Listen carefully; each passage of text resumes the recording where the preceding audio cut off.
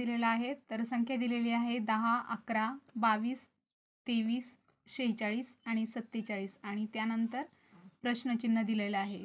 तर प्रश्नाने चिन्हाच्या नंतर कोणती संख्या येते ते बघायचं आहे. तर या ठिकाणी ऑप्शन दिले 90, 91, 92 आणि 94.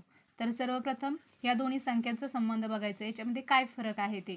तर बघा 10 आणि 11 जर आपण असं जर केलं तर 10 मध्ये जर आपण 1 ॲड केला किंवा 1 मिळवला तर ही संख्या 11 येते.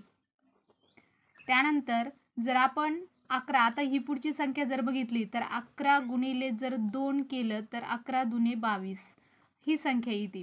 त्यानंतर परत ही 23 ही संख्या, तर बघा 22 मध्ये जर आपण 1 मिसळवला किंवा मिळवला तर 23 ही संख्या येते.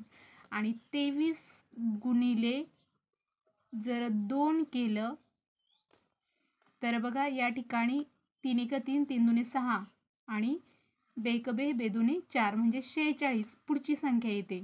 आता ही 46 मध्ये जर आपण 46 मध्ये जर 1 मिळवला तर 47 येतात.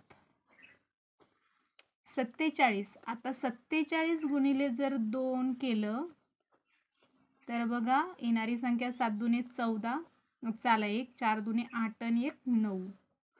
तर आपलं उत्तर शेवटचं 4 नंबरचं ऑप्शन करेक्ट आहे. अशा प्रकारे हे एक्झाम्पल सॉल्व करायचं आहे.